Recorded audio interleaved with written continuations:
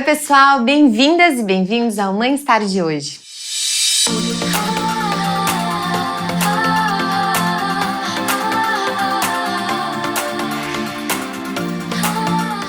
Eu trouxe hoje para o Mãe Star para falar com a gente a Juliane Iocomiso, que é psicóloga, ela é do Serviço de Neuropsicologia lá do Instituto de Psiquiatria do HC e ela é pesquisadora, já doutora e trabalha com essa parte de memória e envelhecimento. E ela focou aí nos últimas semanas para a gente uma pesquisa para saber se de fato há algum comprometimento na memória das mulheres por conta da vinda do bebê. E só aproveitando, a gente fez um questionário no Stories do Instagram para saber se as mulheres que estão nos seguindo aí tiveram esse comprometimento e mais de 88% responderam que sim, que a memória delas piorou na gestação ou depois do nascimento do bebê.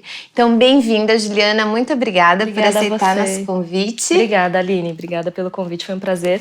E achei um tema super interessante para eu conhecer mais. Que bom. E aí, você conseguiu achar alguma coisa? De fato, há esse comprometimento? Primeiro, eu fui fazer uma pesquisa de campo, conversei com várias amigas que têm filho, que estão com bebê ou que já têm alguma experiência com alguém mais próximo. Todas falaram que sim, que perceberam uma diferença importante, tanto durante a gravidez quanto depois, no pós-parto, né? Eu conversei com algumas que os bebês estão para fazer 2 anos e ainda não sentem que estão 100% como o funcionamento prévio de memória.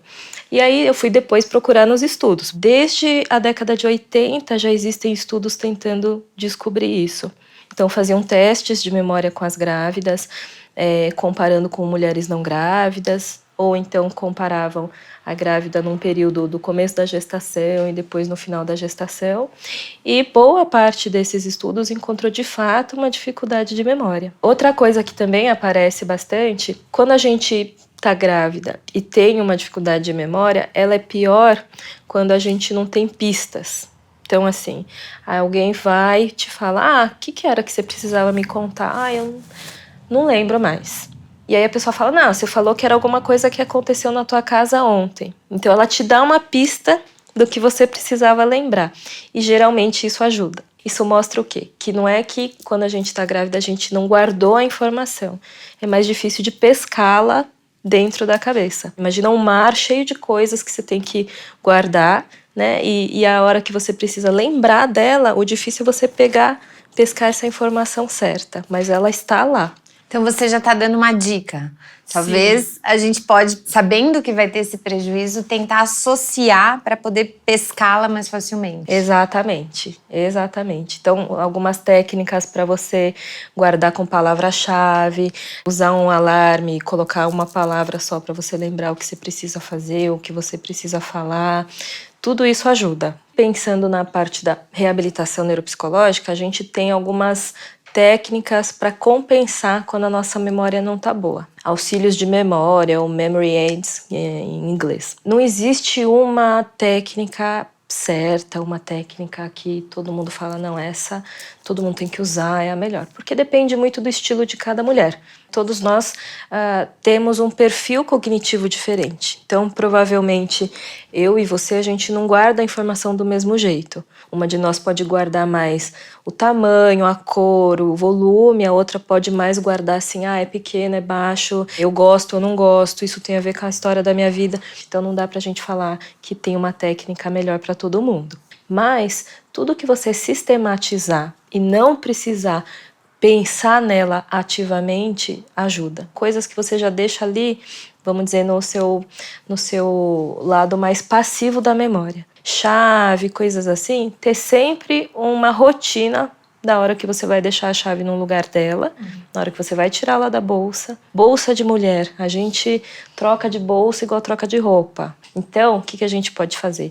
Aquelas bolsinhas de dentro, que a gente já levanta ela e simplesmente transfere para outra bolsa. Tudo que a gente conseguir deixar mais no automático, a gente precisa menos desse estoque de atenção, desse estoque executivo que eu falei da memória, a gente precisa menos. Eu costumo fazer listas E checklist, assim, o que eu vou precisar. Então, para tudo eu vou e risco, até terapêutico, riscar a tarefa, assim.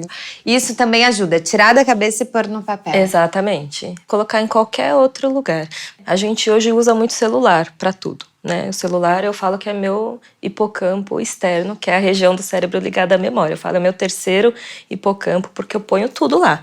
Alarme, eu tenho uns alarmes que eu coloco ao longo do dia de coisas que eu preciso fazer mais ou menos naquele período. Isso é bem legal, que acho que tira uma preocupação, né? Porque além de você ter que fazer aquela, enfim, desempenhar aquela função, você fica lembrando que você tem que lembrar. Exatamente, até porque no fim do dia, esse lembrar de lembrar, preciso fazer essas informações que competem com aquilo que a gente está precisando focar, elas cansam. O cérebro é um dos órgãos que mais gasta energia no nosso corpo, então uma das coisas que a gente precisa é aproveitar essa energia para algo que seja útil. Se a gente vai gastar essa energia com algo que a gente não precisaria, óbvio que vai faltar energia para outras coisas depois.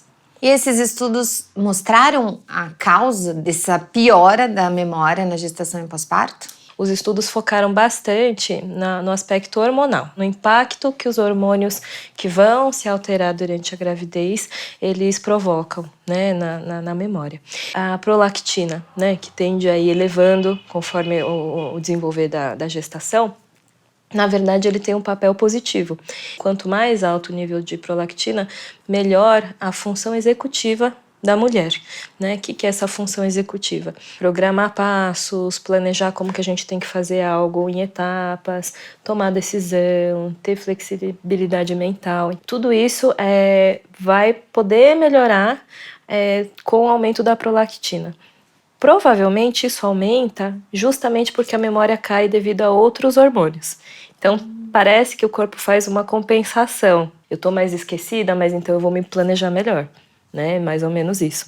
E aí esses hormônios como cortisol, progesterona, estradiol, eles têm uma relação meio mais complexa com a memória. Tanto níveis muito baixos quanto níveis muito altos parece que vão atrapalhar, né? Tanto a atenção, quanto a velocidade para a gente processar a informação, quanto a memória também. Depois que minha filha nasceu, eu me sinto muito mais ativa. Eu já era, mas eu executo muito mais em muito menos tempo, mas a minha memória está muito pior. Talvez, não sei, a rotina, executar mais, e aí virando um círculo, será que isso pode piorar a memória também? Provavelmente. E aí eu não sei nem se a explicação é só hormonal, né? Eu acho que também tem, hoje em dia, uma coisa mais social mesmo, uma pressão social que o entorno coloca na mulher e a gente coloca na gente mesma para render como mãe, como esposa, como profissional. E a profissão não é só você ir bater o cartão no lugar que você trabalha, né? É você ter ideias, criar coisas novas, projetos novos. Você tem que exercer diferentes papéis, né? E pensar e provavelmente tomar decisões muitas vezes ao longo do dia. Certamente isso vai dando uma sobrecarga no nosso estoque de atenção, no nosso estoque de memória. Em parte, isso também contribui até para a nossa percepção do que está difícil. Se cobrar menos ou se aceitar tendo algumas falhas de memória, às vezes a gente esquece de fazer isso, né? Então a gente está sempre se cobrando, a gente está precisando performar o melhor possível e isso aumenta a nossa percepção de qualquer esquecimento que a gente tem. Então é aquela cobrança, acho que isso também contribui, não é só hormonal não, provavelmente também é social. Ok, de vez em quando, né, esquecer e levar isso na brincadeira que fica mais leve. Exatamente. Muito obrigada, Juliana. Obrigada a você, Aline. Então até mais, Prazer. Foi um prazer ter você no Mãe-Star. Prazer foi meu. Gente, compartilha esse vídeo, inscreva-se aqui no canal e siga a gente nas redes sociais. Beijão e até a próxima!